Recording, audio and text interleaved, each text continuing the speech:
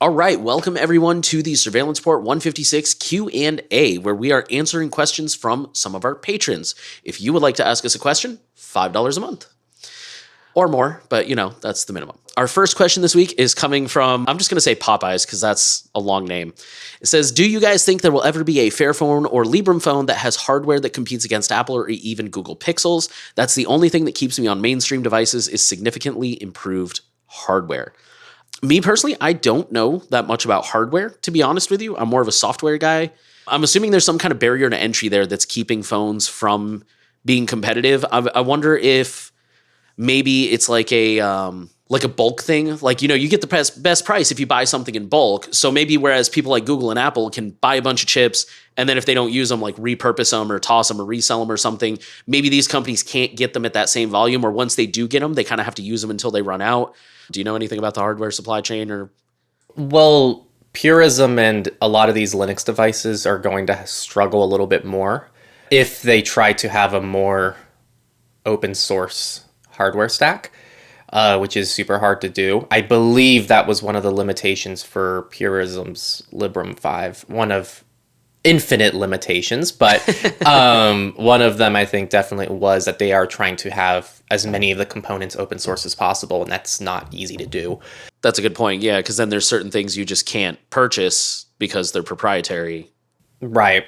And even then, there still are some proprietary parts of the Librem 5. I want to say the modem was one of them. There's just some things they couldn't do. I think that's true for the Pine phone, too. Yeah, just based on memory, so people should fact check that. But I actually don't know what you're talking about with the Fairphone, because the Fairphone is fairly competitive to other mainstream devices. Most people who get a Fairphone, it is a very flagship-esque device that seems to compete on the hardware level. I just don't think anyone is really competing with Apple on the chip side of things right now. I mean, when you look at the differences between even the Tensor chip and the Apple chips in both efficiency and performance, Apple's just kicking butt right now. I think camera performance is a totally different story, but I don't know. That's all I have to add. I think that it's tough, and frankly, on my end, I don't really care. Like, as long as it runs things quick enough and I can have a messenger and load up some websites, it doesn't impact me too much. But I could see why some people would value that. Fortunately, Pixels, there's a lot of options. You can do a lot of things with Pixels, so you can still benefit from that hardware and just change out the software, which kind of leads into the next question. Well, not the next question, but a later down question. Oh, yeah. Dressing Down asked, do you think NoScript is still worth using for most people outside of those with the strictest threat models? I think it depends on the browser.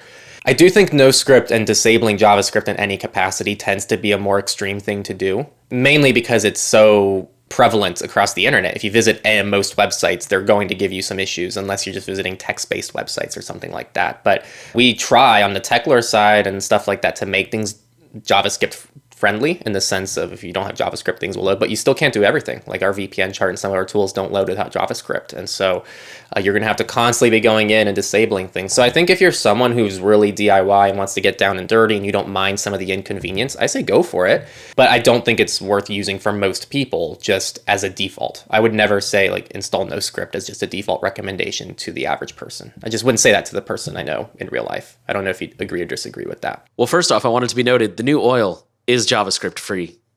I'm proud of that. It's also not as complicated as like your VPN chart and stuff like that. So yeah, it gets complicated with those tools. I wish that those tools were easier to do without JavaScript.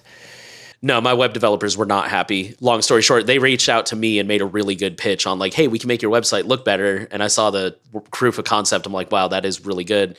And so when I was talking to them, I was like, all right, the one thing that's non-negotiable is no JavaScript. Do you think you can still do that? And they were like, yes, but it'll take longer. But I think it's been worth it. I'm kind of with you. I don't have anything against NoScript, but I think for most people, like, first of all, I recommend uBlock Origin, as I think most people do. And uBlock has a JavaScript blocking feature. So if you want to go that route, the functionality is built in there for you.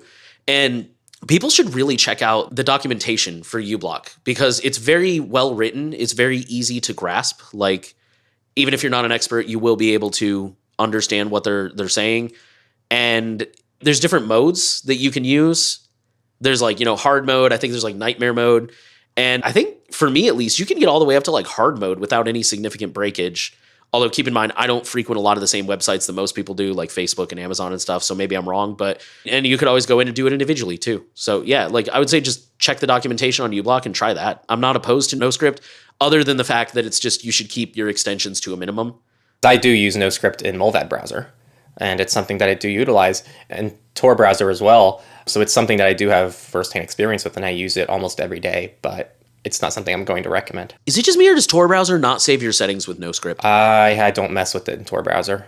Oh, okay. I thought you meant you mess with it, like when you said you use it. No, I just use it. It's there, but I don't touch. I almost never visit the same site on Tor because I use Tor for disposable stuff. So I wouldn't even know, I think, if it remembered the settings. I tried getting really deep into Tor browser, and I noticed it. I would set up NoScript in a way that I liked, that worked for me. And then when I'd close Tor browser and open it up again, like the next day, it was back to default. And I'm just like, well, this is useless. But maybe I did it wrong. So if it's that way by design, there might be a way to still set it up with persistence. I don't know how to do that, though. That would be nice. Okay, our next question comes from Mr. Camel, which is a two-parter. So the first part, what is the best launcher for Android in terms of privacy and security? Of course, I'm assuming the default is probably good, but what about for those who don't have a Pixel specifically, or just not comfortable with flashing a custom OS? While it's not the ideal scenario, it would still be valuable, in my opinion, to choose a good launcher to improve just a little bit. And then second part is, what's your favorite Android launcher? I don't have any opinions here because honestly, I use the default. When I was on stock Pixel, I used the default. Now that I'm on custom, I use the default. I'm just kind of cool with Android and the way it looks. Like, I'm not going to say I love it. I don't really have a strong opinion. It works and I don't have any issues with it. So if it ain't broke, don't fix it.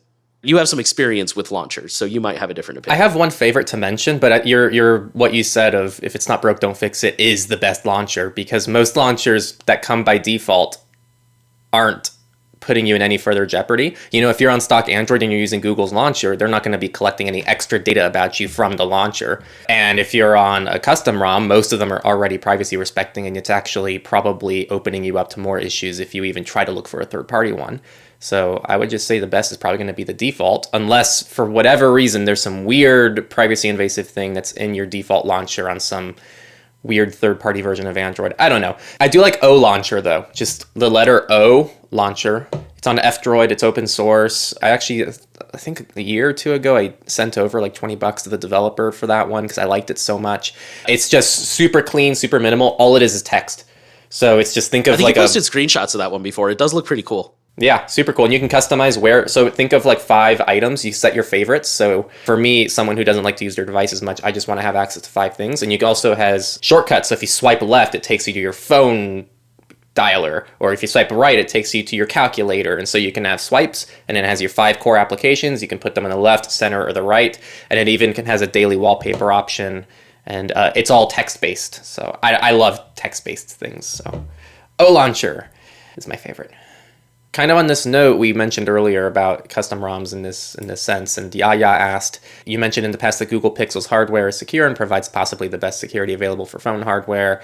I was initially concerned that we can't trust the hardware much because 1, it's closed source, and 2, it's designed, built, and paid for by Google. Is this something we should be concerned about, and does... I'm totally keeping that in. But pretty much they ask if using a custom ROM is going to protect you on a Google hardware device. I would actually, I'm going to answer this briefly here, but I made I forgot how long the video was, but I think it was like a 12+ minute video on Techlore, which was kind of a thought experiment of I was putting myself in Google's shoes and trying to go through the ways I could collect people's data. And so I was exploring things like, I can install a backdoor and a chip. And I went through what that would look like and the amount of effort, money, time, cost, and the ridiculousness that I would need to go through to pull it off without anyone ever knowing. And so I kind of went through that thought experiment of all the areas that Google can track. And in my opinion, it's just a non-issue. Like, if you're concerned about this, you're not going to be taking any steps in your privacy and security journey, because there's going to be nothing you can do if you're thinking about stuff that is so near impossible to pull off with so little evidence to back it up.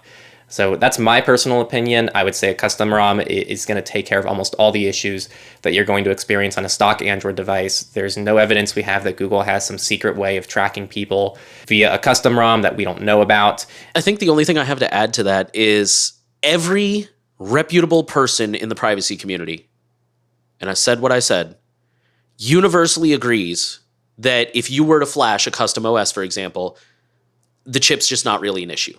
Whether it's, the way the OS is designed or something, like every single one of them agrees. Nobody is out here like, well, there's like, sure, it's possible because it's closed source and like anything is possible, but it's extremely unlikely. Everyone universally agrees.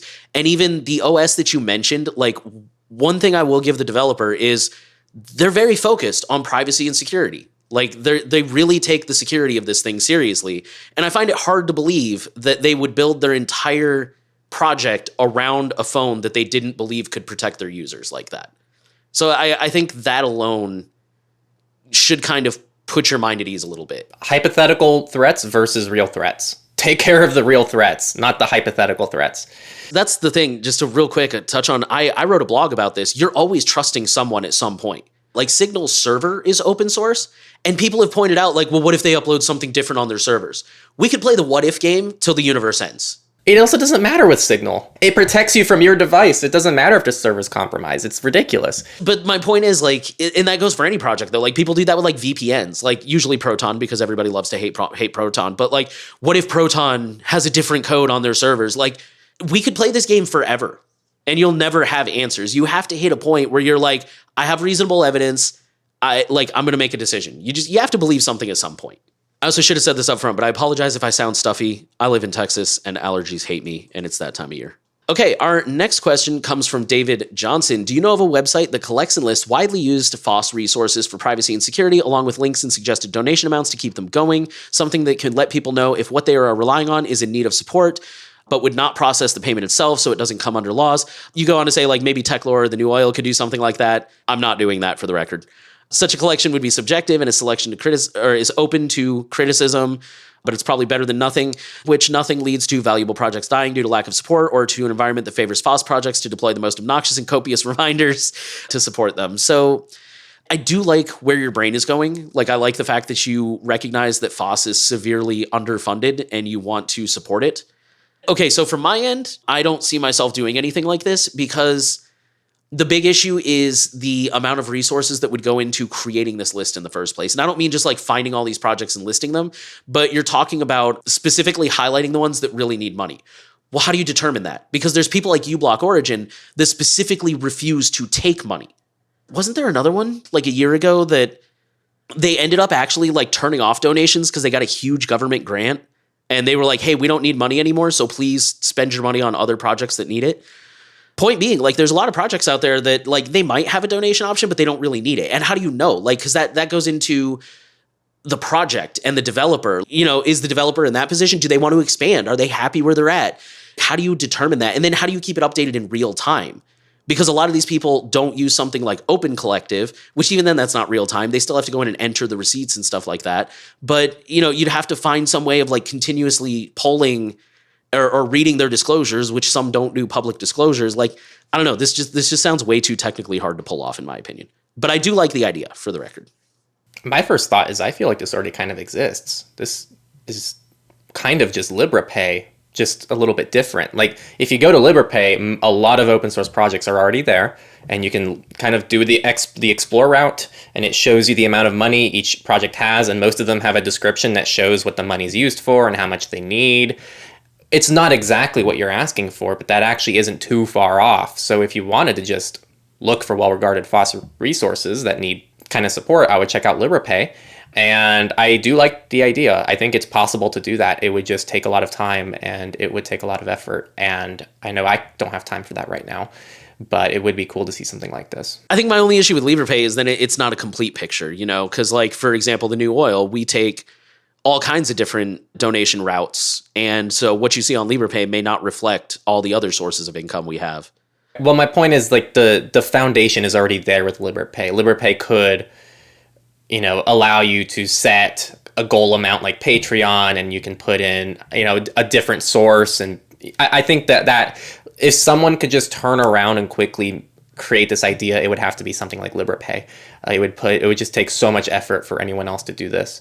And everybody would have to standardize on the same platform, so it's automated, or it would have to become a whole thing with people like manually following up. But I think payment processing would be tough too, unless you had he did explicitly say it wouldn't process the payments, so that way there's no like KYC laws. But then how do you know how much they're making? You know, a lot of that's automatic. So they're going to have to self-report every month and say, hey, we made this much money last month. We need this much, and it's going to be a constant thing they have to maintain, which I would hate if I was a FOSS project. Oh, agreed. That would be a nightmare.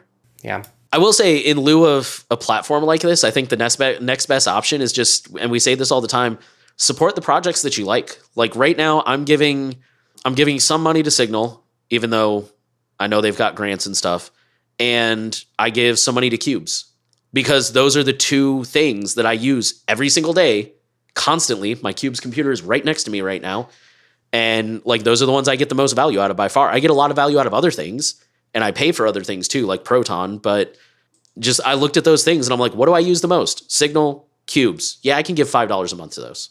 I was thinking that too. Just contribute to the projects you use. Like we've said before, if just 5% of people who used every piece of software just donated $1, a FOSS industry wouldn't be very underfunded. It sounds ridiculous if just 5% of people who use the software donated $1. It sounds like nothing, but it's actually significantly more than what these projects are actually receiving. Not to harp on it, but that's a good point, $1. Because I know most people are sitting here and they're like, yeah, but I use 20 different projects. You know, I've got my custom OS on my phone. I've got my email provider. I've got my VPN. I've got, you know, this notes app. I've got this photo app, this, that, and the other. And some of those are paid or should be paid, like a VPN, for example. My point being like, yeah, $5 a month can add up real quick there. But like you said, if it's even $1, if everybody did that, for the record, I know some people are literally living paycheck to paycheck, can't afford that. That's fine. That's valid. But for those who can, to even just $1 to each project, like, okay, total, that's going to add up to what, maybe 10, 15, 20 bucks a month? Maybe. I don't know. I don't know how many programs most people use, but, and if everybody did that, that would probably make a pretty significant difference. So agreed. And we're speaking from experience because we know, we've said this before, but we know our numbers. And we've even said if I think 1% of our monthly audience donated $1, it would just be so much higher than what we currently get. And that's us. I think open source projects might even be worse because we have other revenue models like ads. The ads are almost nothing, but we do have ads, and we also have a few, like we have Monero, LibrePay, and all this stuff.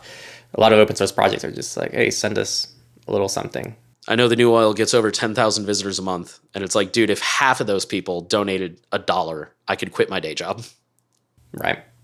Apricot asked, can you recommend any good alternatives to Dropbox for syncing a KeePass database file across Android, an iPad, and a MacBook? Ugh, that's one of my least favorite combinations. It's the Android device that makes things tricky, because if you're on the just Apple ecosystem with this, you would just use iCloud. But it really is going to depend on your KeePass clients you're using. I believe if you're using KeePass DX, that's going to integrate through your file explorer or whatnot, and so you're going to have to find a way to sync that. You could use something like SyncThing to accomplish this if you are going to sync on a local network. Otherwise, you might be talking about, what was it? I'm starting to blank on the other one. KeePass to Android. KeePass to Android has some cloud providers built in, but I remember there was something they were kind of just, it wasn't like huge issue, but I remember that there was something they didn't implement as securely as they could have. It wasn't a security issue, I don't think, not something massive, but I do remember there was something there that caused people to flock to KeePass DX. So I would just see what your KeePass clients can support.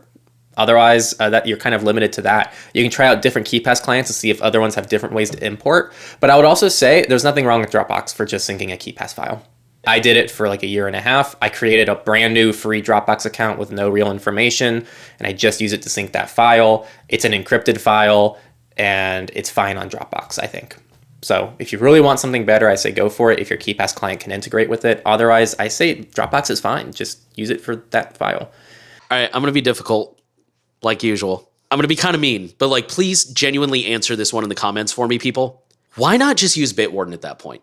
Like, I genuinely don't understand, like, because the main concerns I see with Bitwarden is that it's cloud-based. And like, what if somebody gets access to your vault, a la LastPass? This is not solving that issue in any way, shape, or form. Is it lack of trust in Bitwarden, which I don't really understand because Bitwarden is open source and audited and has been, you know, reviewed by people who are way smarter than the two of us combined. And if not, like, can you self-host? Because I know there's Vault Warden is out there. It's like I don't know too much about it, but I know some of the people in my community use it and recommend it. It's kind of like I guess like a less bloated fork of KeePass or Bitwarden. I don't know. I feel like at this point you're jumping through a lot of hoops to not really get, what's the word I'm looking for? It's like the cost benefit. You're putting a lot of work into this and you're getting diminishing returns, I feel like. But that said, if maybe you just, whatever your reason is, yeah, I don't think Dropbox is the worst option, because Henry has a good point that it's, it's an encrypted database. Like as long as it's not unlocked, which it should only be unlocked on your device. I think as far as like providers to sync it up, I mean, there's Phylin, there's Proton now that they finally rolled out client. Well, I guess not on Mac. They should have Mac coming soon. And then once they do, there's Proton. So go figure. Between the time that we recorded this and the time that we released this, Proton released their Mac OS app for Drive, or Drive app for Mac OS, however you want to put it. So there is now a Proton Drive app for Mac. This is just a reminder why you should be subscribed to get all the latest news, because this stuff literally changes that fast. And if you're subscribed, you will hear more about that on Surveillance Report 157, which should be out in a few more days. But I just wanted to throw that out there. The problem is those won't sync on mobile. That's the issue. Like on iOS, for example, it's going to be hard to get the KeePass client to recognize a file inside of Proton. That's why this is tough. It's really dependent on the KeePass client you use. I know I also used to sync up a KeePass database, but I used sync.com, and I was on iOS back then. I don't know if I downloaded it or what, but maybe you could look into that. They're proprietary, for the record. They're not open source, but I've never had any issues with them. They have been audited. They'll send you their white paper if you email them. I think it might actually be on their website. They just emailed it to me in response to a question recently. Sync.com is good. Phylin's an option. I know there's one I'm forgetting. Mega, if you want to trust them. Nextcloud, if that's a thing. Nextcloud has a built-in password manager. Personally, I don't trust it, but that is also an option if you're self-hosting. I mean, there's some options out there for sure. So I would check into some of those. And yeah, on that note, 1Password, you could also consider that one. They're not open source, but they're very well regarded, and they've been audited and all that fun stuff. Okay, and this last one, I thought it might be fun to address this one because it kind of gives people a little bit of a peek behind the curtain. So this person says, I have 2 questions. First one, did your release schedule change? Not trying to say anything negative, just wondering, because a lot of the time I listen to you guys on Monday night, but I've noticed sometimes it's a little sporadic, and I know you guys have a life outside all this and stuff. Number 2, do you think it would be possible to upload an uncut Q&A segment to Patreon only? Appreciate the work you guys do, and please keep it up. So just a little peek behind the curtain. We try to record Friday nights. That mostly depends on me because my day job is frequently more than 40 hours, especially on a Friday. And then we take turns each week editing. I try to have them done by Sunday night. Like, I intentionally keep my editing weekends clear, so I can edit.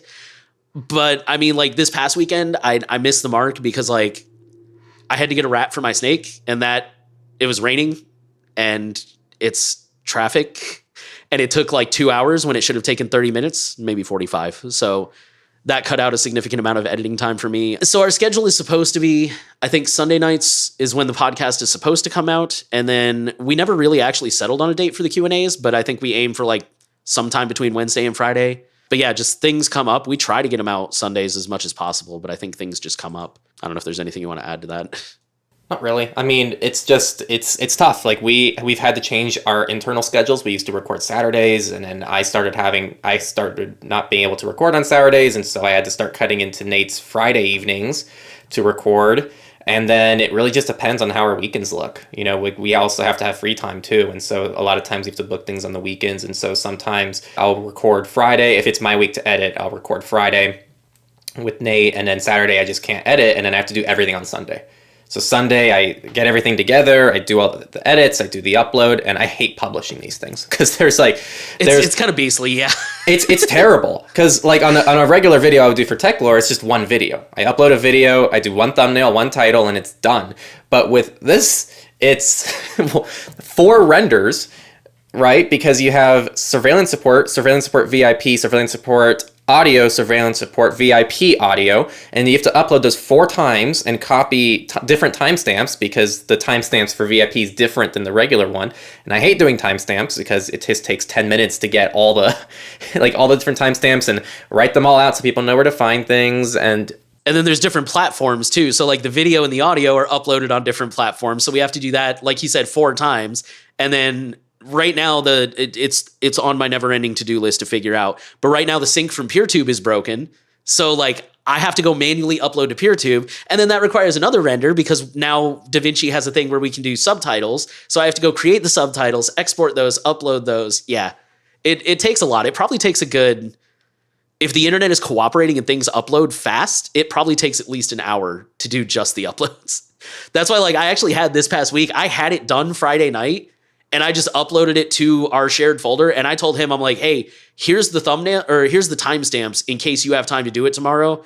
It's like 11 o'clock here. I need to go to bed. I have work. And it's a very fast turnaround. It is better than it used to be because when it was just me, it was all in one day. So for me, it was a like 12-hour turnaround of sit down, put stories together, record, edit, upload. So now at least it's stories now. over the course of 2.5 days. Oh yeah, and that's not even something we mentioned. You spend the whole week putting stories together for the if notes. I'm smart, sometimes I just throw the stories in the file and I'm like, oh, I'll take notes later. And then Thursday night I'm sitting there just going, trying to take notes on like 15, 30. No, it's like 30 usually. It's like 30 or 40 stories. I'm just like, God, I wish I'd have done this throughout the week instead of cramming it all in Thursday night. I guess to answer the question formally, we try our best. And this is also our secondary thing. Like, Techlore is my main thing at the end of the day, and Nate's The New Oil is the main thing. And so this is actually prioritized a little bit, should be prioritized a bit lower than our main project. Sometimes that changes, but we just do our best. And it's a lot of work. There's a ton of steps to get these videos out. It seems simple, but like we got to put all the stories together. We have to put notes together. We have to record. We have to edit. We have to publish. And so it takes a while. So we appreciate the patience. We don't normally get comments of people going like, oh my gosh, you guys suck with your upload schedules. So thank you all for being patient with us. Yeah, and that too. I mentioned I have a day job, so a lot of the time there's things I just can't do until I have a weekend. So anyways. Number 2, would it be possible to do an uncut Q&A segment? I don't know. We can talk about that one. I'm going to be honest, probably not. Because we already just went over how much work this is as it is. But I don't want to have to do 4 uploads for the Q&A too. The Q&A is normally nice because it's like, oh, I only have to upload the video and audio. And I still have to do the audio twice because there's the VIP RSS feed. But it's the same one. You still have to publish it twice though. But so there's like 3 for the VIP. That's what makes the Q&A nice is, I don't know if you guys have noticed, we tend to be a little looser with the editing on that one. And it's a lot faster because like, one of the reasons we do the Q&A thing, in addition to giving patrons a perk, is back when we used to not have Patreon, we would get conflicting. Like some people would be like, oh my God, I don't want your opinions. I don't want your jokes. Just tell us the news and the facts. And then other people would be like, no, you should ramble more. You should tell more jokes. Like we love that. And so it really did solve that problem. I think I mentioned this a couple of weeks ago on the podcast. Like it really solved that problem because now the people who want to hear more and like us and like hearing our voices, you know, if you throw a few bucks our way, you get to hear the expanded version. Again, totally optional. I understand not everyone has money, and now the people who are like, I just want the news, cool, there it is for free. Like, just go get the news. So, and anyways, point being, like with the Q&A, generally speaking, it's the people who aren't here just for the news. So we can kind of afford to be a little bit looser with the editing. So. And that was Nate's idea. We talked about this for a long time. I'm an efficiency freak. And so when he was telling us we need to have a VIP upload, I already was like, oh my gosh, this is going to be miserable. Like every week having to do a second render and a second upload and having to have 2 different timelines in DaVinci Resolve to manage for the same video sounded like a nightmare. It's fine. And it's the best part is that we get to offer a perk. And that's the best part. It's just my efficiency is like, oh, it's going to drive me crazy to do that every week. And on that note, that's all we got for the Q&A. So thank you guys very much. Great questions as always. We love hearing from you guys. And if any of you have a question you're burning to ask for $5 a month or more, join our Patreon and you might be featured on the next episode. So thank you guys very much. Thanks for keeping us going. And we'll see you on the next episode of Surveillance Report.